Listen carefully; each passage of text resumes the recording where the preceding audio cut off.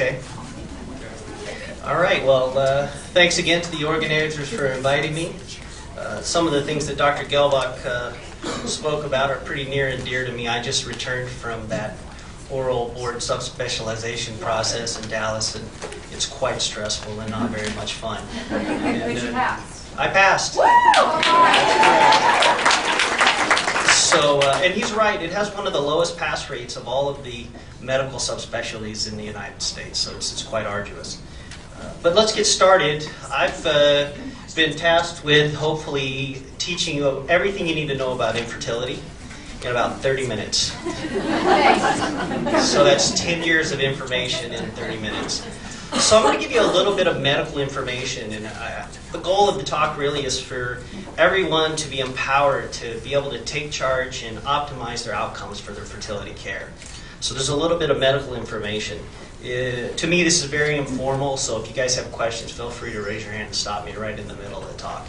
And then several of you submitted questions that Tammy or Allison sent to us, and I've got those stacked at the end, and I'll try to leave time for some questions for the group. Okay? All right.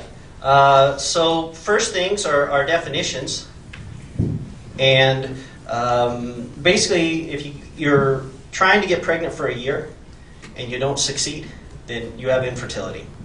And if you're not using birth control, that counts. So you don't have to be quote-unquote trying.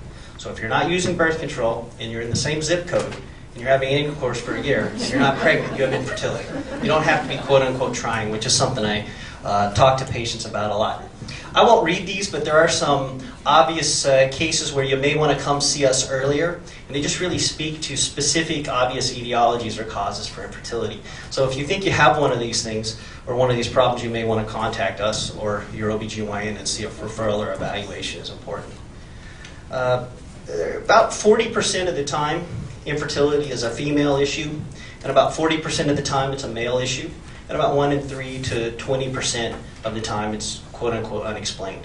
There's also a large group of patients that we see in our practice, and I'm sure Dr. Milroy, Dr. Gelbach, and the other physicians do too, who have more than one problem. So it's not really uncommon to see someone who has a sperm issue or a quote-unquote a male factor issue and also a female issue. And we really see that in about 1 in 3 of our patients. So that makes things a little bit more challenging. So it's possible to have multiple causes. If you look at it just from the female perspective, you got about 40% of the time some ovarian issues, 40% of the time tubal or pelvic disease, and then there's this unexplained group and other causes that we won't talk about today because it's not really going to be relevant to most people. And we're going to talk about each of these as we move through the slides. This is kind of a list of common causes. I'm not going to read them to you. You've got them in your packet.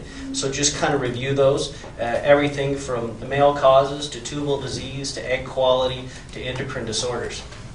Now, you saw some of these pictures in the talk from, or in the piece from Larry on the TV. Basically, these are ingredients you need to make a baby. I try to keep things simple. So you need an egg. Everybody knows that. You need a sperm.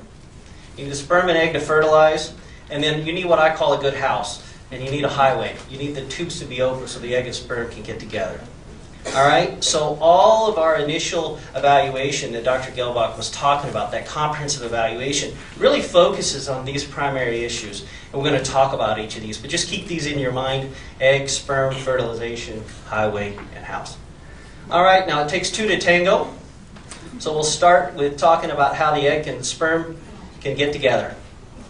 So just a picture. There's some questions at the end about endometriosis. Someone submitted some questions, and this is kind of a cartoon of what endometriosis looks like. You can see these little areas of what we call induration or scar tissue formation. And you guys see these little things that look like spider webs? Those are not normal. They shouldn't be there. That is scar tissue caused by inflammation from endometriosis. And the fallopian tubes need to be free and mobile. And that means they can walk over to the ovary and pick up an egg. Now you can imagine if you limited their ability to pick up the egg, either by constricting, see these little fimbria right there? They look like little tentacles from a sea anemone. See how they're stuck down over here? That's not normal. So that's how endometriosis or scar tissue formation can cause infertility. And this is a real picture. Do you see this little black spot there? Can everybody see that? So that's a piece of endometriosis that's adhered and stuck down into the peritoneum. You see how it's white and glistening and looks like it's starting to pull things together? That's the beginning of scar tissue formation. So endometriosis and or scar tissue formation can cause infertility, and you can get scar tissue from surgery, you can get scar tissue from infection. There are other cases, but one common cause is endometriosis. Now, if you don't make an egg available to the sperm, that's a problem as well. So most women ovulate normally, but some don't. If you don't have regular periods, that's a pretty good sign that you may not be ovulating normally. Pretty good evidence. One example of this that we see a lot is polycystic ovary syndrome. Now, these are trapped eggs down here. This is a normal ovary. See these couple little eggs here? But see how this one is filled with little eggs? So those are just trapped eggs that haven't been able to get out, haven't made themselves available to the sperm. And that's why you see poly means many and cyst just means little fluid-filled cysts. So polycystic ovary syndrome is another example of why the egg and the sperm can't get together. I'm going to focus on something that is kind of near and dear to me. I've published several articles on anti-Mullerian hormone in the literature, but we're going to talk about eggs. And there's a question at the end from someone in the audience about egg quality, and they said, how important is age? It's extremely important. It's almost always the most significant factor. It's almost always, I shouldn't say it's almost always a significant limiting factor. So age matters a lot. When you look at all of these different labs that we order, like FSH and anti-Mullerian hormone, and we'll talk about these more, age is almost always the most predictive of pregnancy. And it's also predictive of miscarriage rates as well. And we'll talk about why that is. So how common is this? It's extremely common. 1 in 6 women, if you walk by 5 women on the street between the ages of 15 to 44, you just passed another person who has infertility, or you're very likely. So it's quite common. I like to show this slide. It looks complicated. Here's what I just want to show you. Here's age. Here's just pregnancy rate. And look at this.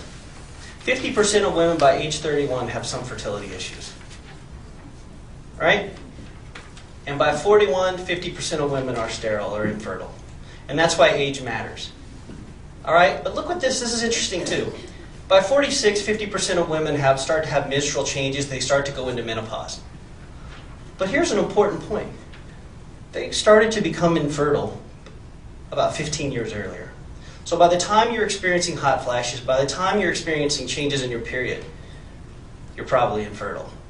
So that's an important point to remember. And then, of course, menopause, commonly about 51 in the United States. It's a nice slide to kind of hopefully make things a little bit lighter after that somewhat depressing slide.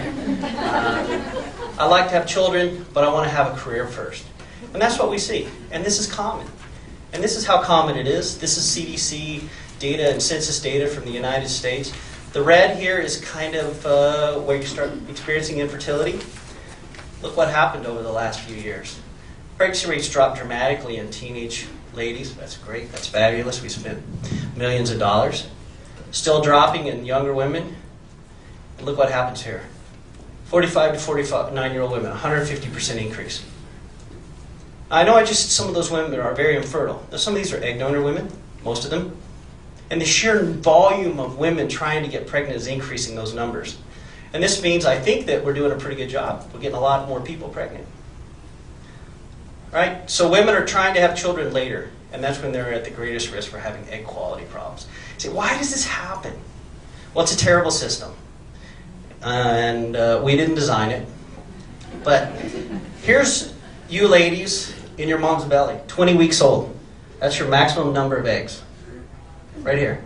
By the time you were born, look how many eggs you lost. All right? And this is a blow up of 18 to 48. So there's nothing you can do about this, unfortunately. This is biology, and it just happens as time goes on, and there's nothing that you did or didn't do. You can't prevent it. Maybe you can. If you can, call me. I want to patent it. But it's important. People lose eggs at different rates, and that's a genetic issue. If someone operates on your ovary, perhaps, or there are some other causes. But for the vast majority of women, they're taking good care of themselves, they're being healthy, they're not smoking. It's genetic. So that's why we do see some patients in their 30s, as the slide alluded to. And this is a similar slide. Look what it's just showing you. As women age, this is basically what you're looking at here is number of eggs declining. And this is also quality of the eggs. And the quality of the eggs declines as well.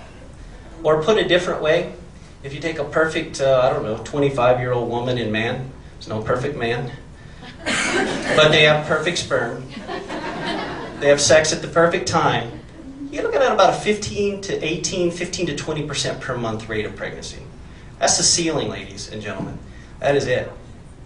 By the time you're 30, you start to see some subtle declines, about 9% per month. Okay? And then when you get out here in your upper 40s or mid 40s, it's not very high. So we see this in real life data. This is SART data, Society for Assisted Reproductive Technology and Center for Disease Control data in the United States. Some of my patients are in the room. They probably have seen this chart before. This is the whole country, 2006. And look what happens. These are IVF cycles, live birth rates. And right when you get about 35, you start to see that slope of the curve decline, and you start to get declines in pregnancy rates.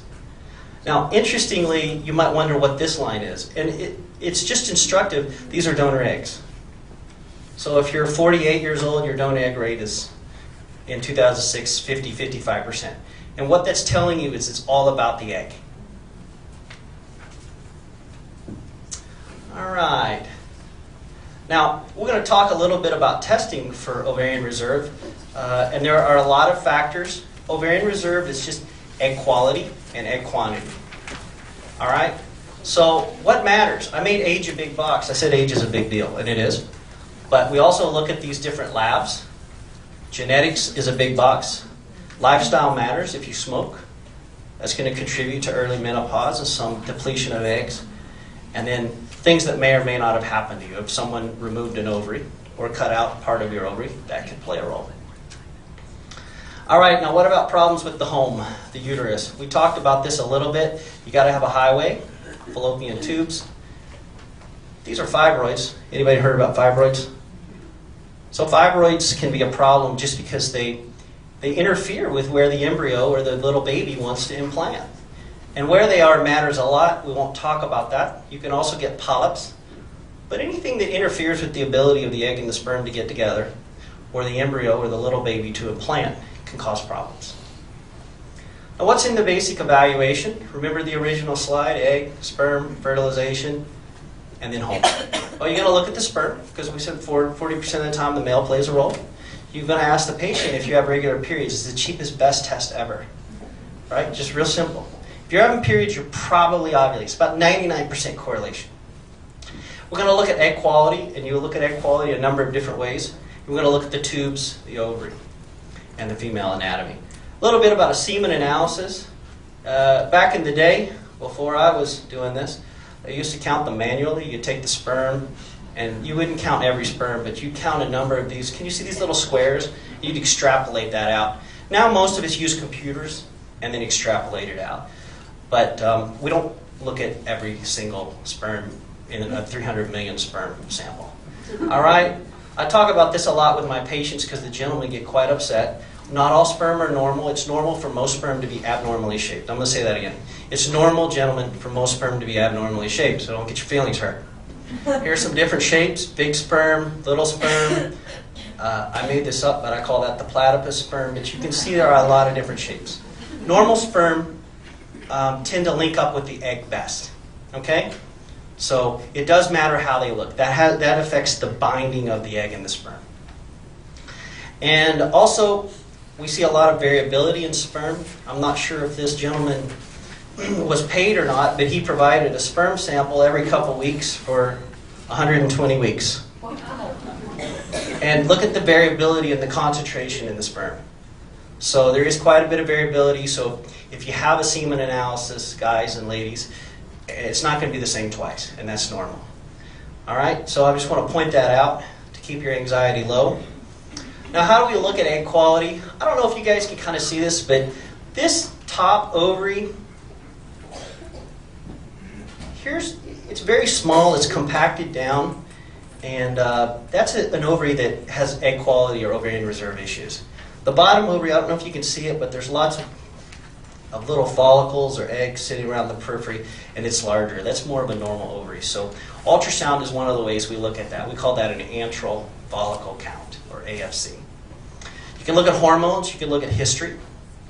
That's very important. Prior performance in an IVF cycle is the best predictor of future performance. The problem is you don't want to fail a cycle to find out you're going to do bad. You'd like to know in advance, right?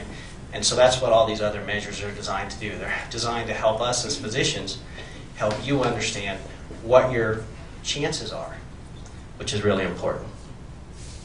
All right, so have anybody heard about FSH, follicle stimulating hormone? Well, FSH is one of the labs that we look at. It's been around forever. It was kind of discovered where I trained at the Jones Institute, where we had the first IVF baby in the United States in the 80s. But as FSH values increase, pregnancy rates drop. And this is a study by Richard Scott, who's up in New Jersey. He looked at about 9,000 women. And I'm just pointing out, see how the FSH values increase? These are birth rates. And above 18, your pregnancy rates are very low. In this study, if your FSH is above 18, it was 0 in 9,000 women. Now, I've since talked to Richard, and he's got a few people pregnant with FSHs higher than 18, but it's going to be tough, okay? And then you got to stratify by age. You can see that an FSH of maybe 12 in a 43-year-old has a pregnancy rate of 0. In a 35-year-old, it might have a pregnancy rate of 40%, so age matters a lot. Going back to the question, does age matter? It matters a lot. All right, but you always have people that break the rules. See here? There's several years of FSH values of no pregnancy, and then look, they had a patient who was 43 who had an FSH of about 16 who got pregnant. It's always exceptions. None of these tests mean you absolutely cannot get pregnant.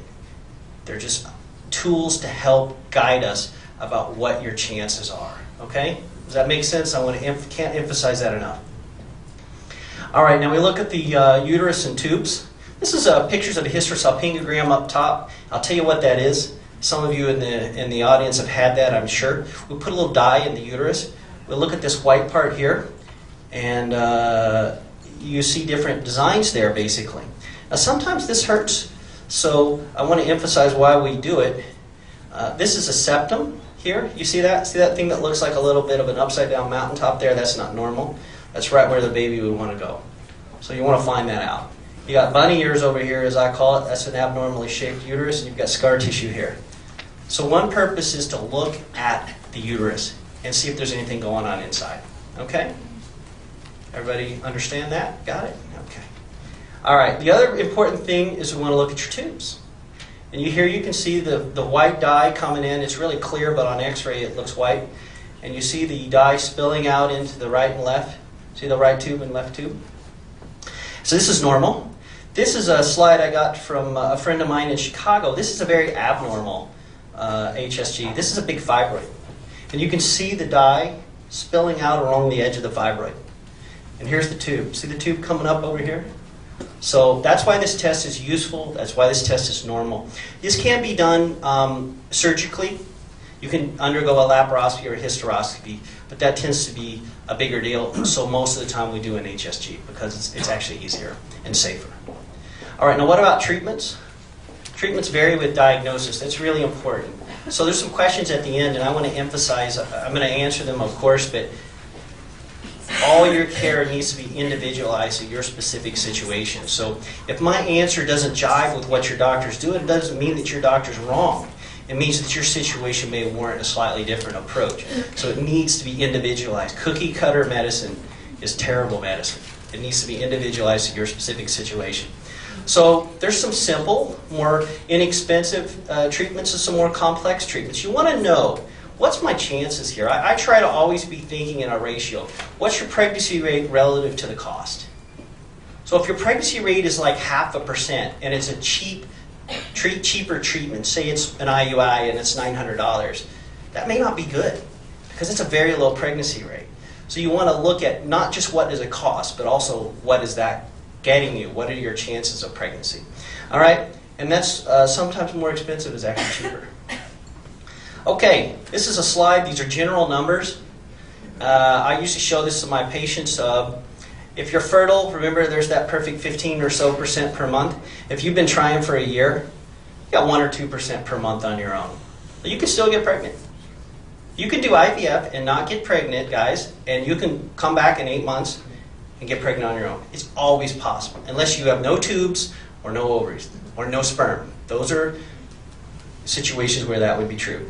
Then you could do inseminations, you could do pills. You're going to get you somewhere around 9 to 12% per month. You can add injectable medicines in, and then IVF is going to get you somewhere around 60%. I'm going to talk about these individually, but it's important to kind of understand these relative numbers. What about pills? How do you do it? You take a pill for 5 days. We do an ultrasound. See that little black spot there? That's an egg. So we want to make sure an egg develops. All right? And these are some of the things that Dr. Gelbach was talking about. Most OBGYNs are great, but they don't usually manage these cycles with ultrasound. And that's important because some women will take this medicine and they won't make an egg. So you want to know that, because then you may need a different dose or a different treatment. Take the sperm, purify and concentrate it here. See, there's a lot of cellular debris here, and this looks nice, and these are beautiful sperm. These are what I call the Navy SEAL sperm, best swimmers. All right, so we can put them up inside the uterus, release them right here. Look at what we've done. We know you've made an egg. We know you ovulated an egg because we gave you medicine to ovulate. We know your tube is open because we did the hysterosalpingogram, and we know we got a lot of good guys up there to try to help you get pregnant. And that's the whole purpose, to be able to try to manage all of the variables to give you the best chance. The rest is in God's hands. All right? We talked a little bit about this. It's good for ovulatory dysfunction, unexplained infertility, mild male factor, not severe male factor. We'll talk about why. Pregnancy rates we talked about. IUI is helpful. You want to move on after 3 to 4 cycles, and I'll explain to you why that is. I occasionally get patients who've done 10, 11, 12 cycles of Clomid. You're probably, in my humble opinion, should be moving on well before that, and I'll explain to you why. You can add injectable medicines. Slightly higher pregnancy rate. Usually people will combine that with IUI. The big risk here, and I can't emphasize this enough, is multiple pregnancies. I want to say something really important to me. Dr. Gelbach talked about the septuplets. John and Kate plus 8, which is now Kate plus 8, were for injectable medicines, not IVF. IVF is a treatment to minimize your risk of multiples. If every woman and gentleman, every couple could do IVF, we'd help our nurseries out tremendously. All right? So I want to be clear on that. There is a higher pregnancy rate, slightly, but a significantly higher multiple rate. So you'll be very, very careful about that. All right? How does this work? You take the shots for a few days, you take the medicine to make you ovulate, you do the IUI or insemination, and you check a pregnancy test. You say, how many times do I do this? Most of the time, statistically, people will be pregnant in the first 3 to 6 cycles. We usually tell people or talk with people about moving on after 3 or 4 tries of one type. Okay? So maybe 3 or 4 tries of pills, and then if you may move on to IVF, or 3 to 4 tries of injectables. And you just see these are cumulative pregnancy rates. It's a very old slide that I got from Dr. Brayback. But bottom line is the vast majority of people, look at this slope. It's a tremendous. So a lot more people are getting pregnant in cycle 2 than cycle 1. But see how that line gets kind of flatter? That's because not very many people are getting pregnant in the 4th, 5th, and 6th cycles. So you can still get pregnant. It's just your return on investment, how much you're paying emotionally and financially is lower, significantly so. And I don't really recommend anybody do more than 6 tries. All right? Because at that point, you may have just as high a pregnancy rate trying on at home. And that's cheaper and more fun. All right? A little bit of basic information for you about what happens. You don't need to look at these. This is just embryology stuff. Egg comes out of the ovary, fertilizes in the fallopian tube, and grows and develops. It looks like this on day 5. This is called a blastocyst. Some of you have done IVF. We do primarily blastocyst transfers. We return on day 5. Why do we do that? Well, because that's what happens normally under physiologic circumstances.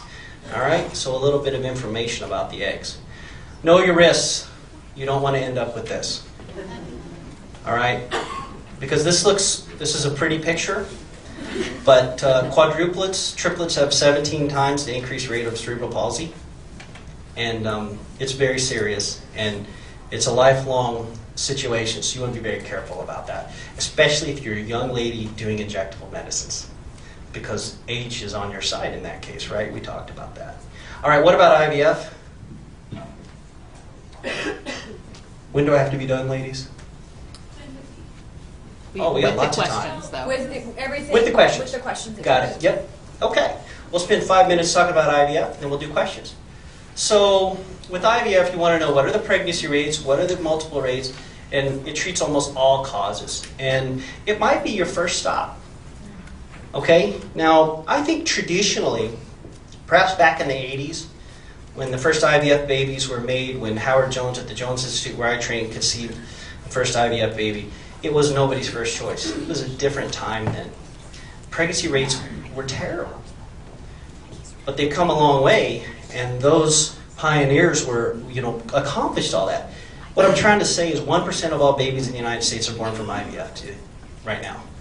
Probably slightly higher. That data was from a couple years ago. 5% of all babies in Europe are from IVF. So 5 out of 100 babies. So if your physician says IVF may be the right first option for you, that may be the case. So it sounds perhaps very aggressive, perhaps over the top, but it may be the right treatment. It may be slightly more costly, but it may get you a baby and you're off to the races very quickly. And it's not the right treatment. It's not the first right treatment for everybody. That goes back to individualizing care. All right. Well, let's see. I thought I had a slide here. Apparently it is here. But in IVF, what we do, to kind of summarize, is give you medications to stimulate the ovaries to make lots of eggs. It's the same fertility medicine that we were talking about before, the shots. Okay? Then you undergo about a 15-minute procedure. And it is a procedure. There's usually anesthesia associated with it. That's so you're not mad at us, because it's a little bit uncomfortable for you to be awake. And we remove the eggs. We take the eggs into our laboratory and combine them with the sperm.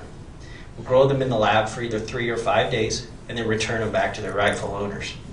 Okay? Here's the big benefit. In that circumstance, we're controlling how many embryos to return back into the uterus. Okay? If you're doing injectable medicines like John and Kate did, you can't control how many embryos tango with how many sperm, or correction, how many eggs tango with how many sperm. Does that make sense? So every once in a while, lightning strikes, and you've got 4 eggs and all 4 fertilize, all 4 implant, and all 4 make it. And that's how you get quadruplets. In IVF, it's just the opposite. We want to get as many eggs as we safely can to optimize your pregnancy rate. And then take those eggs, fertilize them with the sperm, return usually 1 or 2, okay, which is going to get you a pregnancy rate of about 60%, maybe 55%, and that varies by age. And then if you have extra embryos, you get to freeze them. And you can thaw those embryos out and use them for a little brother or a little sister. Okay? So that offers you a lot of power. And I would say that multiple rates in IVF are not 0. Even if we put 1 embryo back, about a 1% rate of twins. You can get identical twins because the embryo can split. But that we can't do anything about. All right? So here's what you want to know, I think. What's our cause? What's going on? And your doctor may not know the first day, in fairness. Some of these tests will help them decide. Okay? How will the treatment address the cause? How does it work? What are my chances per try? How many cycles should we do? This is an important one of my pet peeves. What are my chances for multiples? And when I talk about twins, and I do with almost every single patient, some of my patients tell me that twins are double coupons. That's like double the benefit. So there's actually been some studies written that having twins one time may be about as safe as having 2 singleton pregnancies, but I would just say our goal is generally for you to have as many babies as you want, 1 at a time. So that's the safest way, in my opinion. And then, are there any alternative treatment options? And to summarize, I would just say the best treatment is the most conservative treatment, i.e. the one that interferes the least with your life, that costs you the least amount of money, that gets you pregnant the fastest. Sometimes that's IVF, sometimes that's injectable medicine, sometimes that's pills. And I should say sometimes that's egg donation or sperm donation, right? So you want to maximize your pregnancy rate and minimize your multiple pregnancy rate. All right, this is our great team, lots of experience here. I'm here, my successes are primarily a function of their hard work. Questions? I think we can finish early and take some questions from the audience. What do you suggest when someone suffers? This is not in there, ladies and gentlemen. I apologize. That was not in the, but you certainly can write these down or get with me afterwards. I'll give you a copy. Someone wanted to know, what's the evaluation for recurrent pregnancy loss? This is quite complicated, just because the data for recurrent pregnancy loss is relatively poor. I just got back from a conference in Washington, D.C., and the speaker was from Boston, and she was from Stanford, and she was giving the talk on recurrent pregnancy loss, and the guy who organized the talk said, Dr. Scott told me only to talk about evidence-based information in recurrent pregnancy loss, so therefore this talk is going to be very short. So there's not a lot of good information, but I'm going to give you what we know. About 20 to 30% of causes of recurrent pregnancy loss are anatomical. You guys remember we saw that septum or that mountain growing down from that uterus, or the bicornuate uterus? So you want to get an HSG. I think that's a good evidence-based way for testing. You want to look at endocrine causes. So thyroid evaluation, if you're at risk for diabetes, things like that. There's something called antiphospholipid syndrome, so we usually will get some laboratory studies that look for that. Some people will evaluate you for hematologic abnormalities or some blood clotting disorders, although that's slightly more controversial. And sometimes we'll get a karyotype, a chromosome evaluation of mom and dad. It's quite possible for all of us, including me, to have a hidden genetic problem and to look and feel and be totally normal and to be transmitting that, and that can be causing pregnancy loss. And that's actually treatable with IVF. And what we didn't talk about are pre-implantation genetic diagnostic testing. So, in summary, I think, of course, a good history and physical, that always goes without saying. Treatment of anatomical causes, some lab studies for antiphospholipid syndrome testing, possibly some studies for hematologic or blood clotting abnormalities, and possibly karyotype evaluation or looking at your chromosomes. All right? So the second question was, can you address new technology for freezing and thawing embryos? Well, I think this refers to what we call embryo vitrification. So, you know, IVF stands for in vitro fertilization. The vitro part stands for glass. That means in glass. I think that was, in fact, I know that was because we used to put all the eggs in test tubes and they were made of glass. It's not really true anymore. They're made of plastic.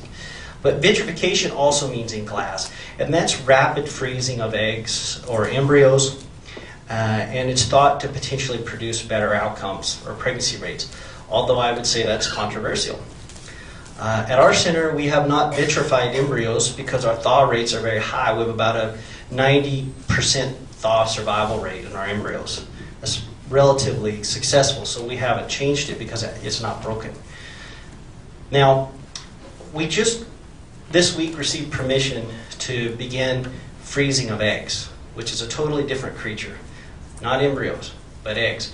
And when you have an egg, you have to do vitrification because it's one large big cell. So I guess I would summarize that question by saying some centers do this process of vitrification on embryos and certainly on eggs. And the really important point is, what is their survival data and what's their pregnancy rate data? If their pregnancy rate data is great and their survival rate data is great, you don't care how they thaw their eggs. You just want a baby. That's your endpoint. Third question, is there any way to improve motility? I'm assuming this is talking about sperm. So, again, difficult. It's very dangerous to comment in a specific way. A short answer, probably not. You want to complete a very thorough history and physical evaluation on the gentleman. Sometimes a urological evaluation is necessary. Typically, isolated motility issues are not correctable. There could be some exceptions if you had a severe infection or severe trauma. About 70 days prior, the sperm we have today, gentlemen, were made about 70-something days ago. Which brings me to an important point there. I wouldn't make any big decisions on a single semen analysis. Okay, you need 2 semen analysis. Remember that variability chart that I showed you, so that's part of the reason why. But talk to your doctor about that. But in short, motility issues, severe isolated motility issues of the sperm are usually not correctable. Okay. Fourth question, success story, azoospermia. So somebody knows their stuff because they're using high-tech jargon here. I did not put that word in there. Azoospermia means you have no sperm. Okay. So this is a gentleman who comes in, we do a semen analysis, we spin it down, we do a semen analysis, we don't see any sperm, then we spin it down, try to get a little pellet, we still don't see any sperm. First point here is it what we call obstructive or non-obstructive azoospermia? Because this can be associated with cystic fibrosis, so you want to know what the volume of ejaculate is, okay? I'm getting a little specific, but it's a big point, and it speaks to whether this is a genetic issue or something else. So it depends is the answer on the cause. We certainly have the gentleman, or we have patients that we see, and they have no sperm, and we do a repeat semen analysis, and they have enough sperm for IVF. Okay, so there certainly are cases. We have patients who come into us. A lot of times, the medical endocrinologist will put the gentleman on testosterone. Makes the gentleman feel a little bit better, a little bit buffer.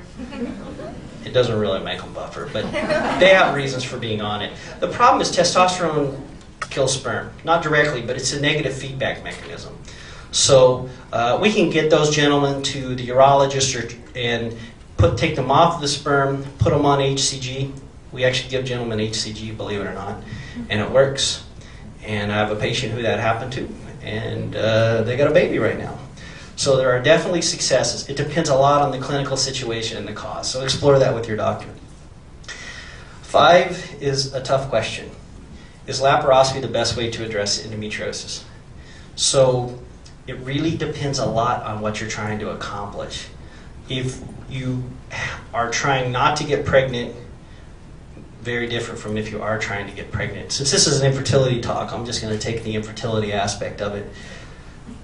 Patients with mild or moderate endometriosis disease may benefit from laparoscopy. And it also may be beneficial to really find out if that's the cause of your infertility. We can't look at you and tell that you have endometriosis. Now, occasionally we'll see that you have a cyst on your ovary. That's a collection of endometriosis on the ovary. We call it endometrioma. Man, you can be pretty sure you have endometriosis if you see that, and that's kind of the exception. Otherwise, ultrasound may not be perfect for identifying endometriosis. Then you may want to have a laparoscopy. That helps us look inside. We can check the tubes, see how much endometriosis is there, and try to correct anything we see. However, improvements for fertility treatment with laparoscopy are quite small.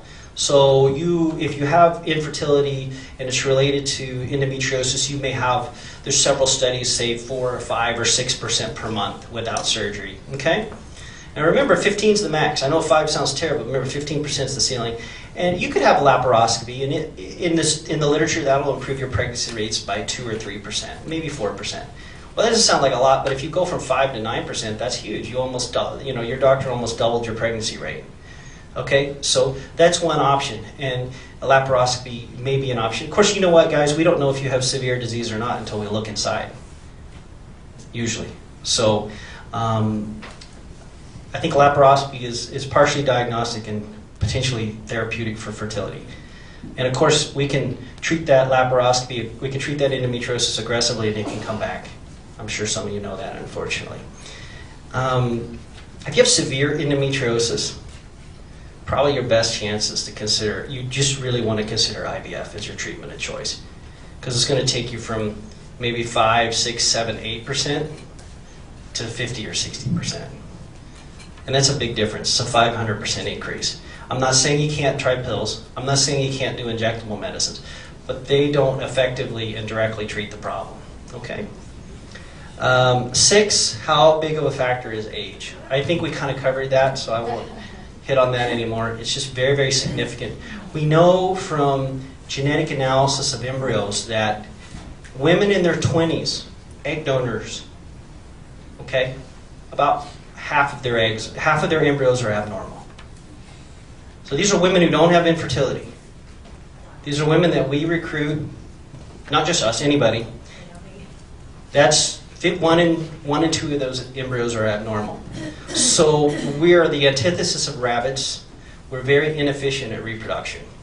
So that's what we face. And as you age, when you're in your 40s, early 40s, only about 11% or 1 in 10 embryos on day 3 are normal. And that's just a function of age. Probably some of you know that, for example, Down syndrome rates increase as you age. That's all the same phenomenon. You may know that miscarriage rates increase as you age. That all speaks to the genetics of the egg. And unfortunately, that's just it's not something that we can select embryos that are genetically normal with that PGD testing or genetic testing, but we can't reach in there and get the good eggs. We wish we could. That would solve our problems. Well, I'm going to close. I think I've got about 5. May I take 5 minutes of questions, or would you like to? Okay. I'll let you call on them. Okay. I'll take any questions you guys have.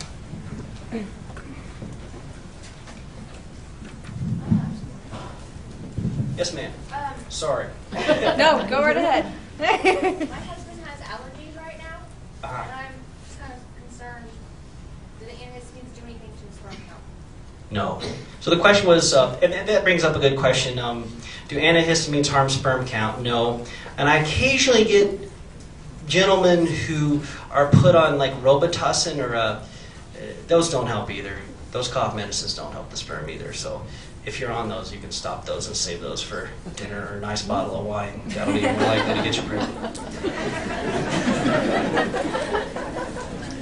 Let's put all the cough medicine and try to get pregnant. Correct. The idea is, I can't even speak to it, but the idea is it makes the sperm less thick. It's totally not true. Yes, somebody, yes ma'am. Do you have one specific way that's best for women with PCOS? Oh, short answer is no. Because every patient, okay, so the question was, do I have one best way for women with PCOS to get pregnant? Short answer is no, because each patient is individual. As you know, some women will respond to pills. So women with PCOS don't ovulate. So you just need to fix that. The question is, how do you fix that? Some women will respond to pills. For some women, weight loss, even 5% of their weight is a huge thing, and they'll start ovulating on their own and making me obsolete, which is great. So then they can it's a cheap way to get treated. So the first thing we always tell patients, diet and lifestyle modification.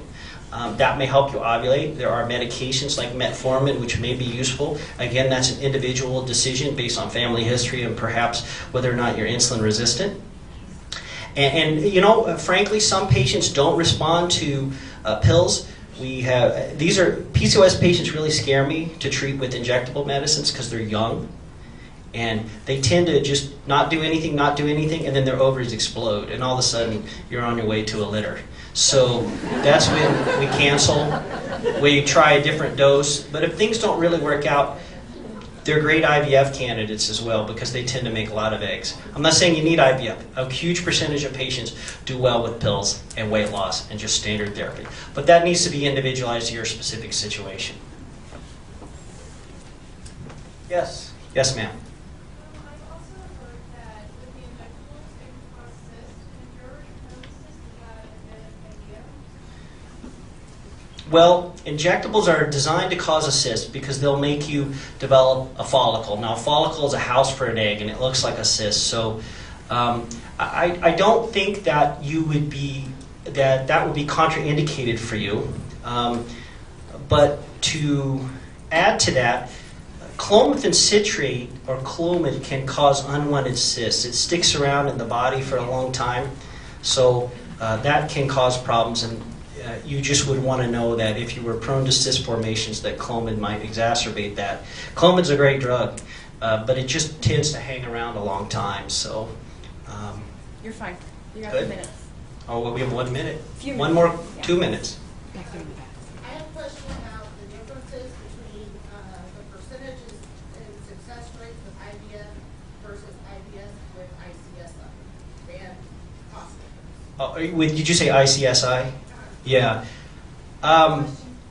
Yeah, I'm going to repeat the question. So she asked about the differences in outcomes between IVF and IVF with ICSI. We didn't really talk about that, but if you have severe male factor, you don't have very many sperm at all, like maybe you have 20 instead of 20 million, We can fix that. That's curable. Prior to, say, 1990s, early 90s, it was, man, you were in trouble. But now, male factors, if we can get sperm from the testicles or we can get, we're good to go. So what she's talking about is placing a single sperm into the egg. And that's called ICSI, you don't need to remember that, or intracytoplasmic sperm injection. The outcomes, I would say that ICSI is a tool to be used in conjunction with IVF to facilitate pregnancy. So, sorry, I'm talking to you through the wall here, but bottom line is that not every patient needs sperm injection. And it improves outcomes in people who need it, but if you don't need it, it probably doesn't help you. Follow me? So, and most centers, ICSI's been around for a long time now, and people are very, very good at it. So talk it over with your doctor, whether or not that's indicated. It's always a bit of a challenge, especially if you have kind of a borderline semen analysis. So I think that it's time, right? Ladies and gentlemen, thank you for your attention.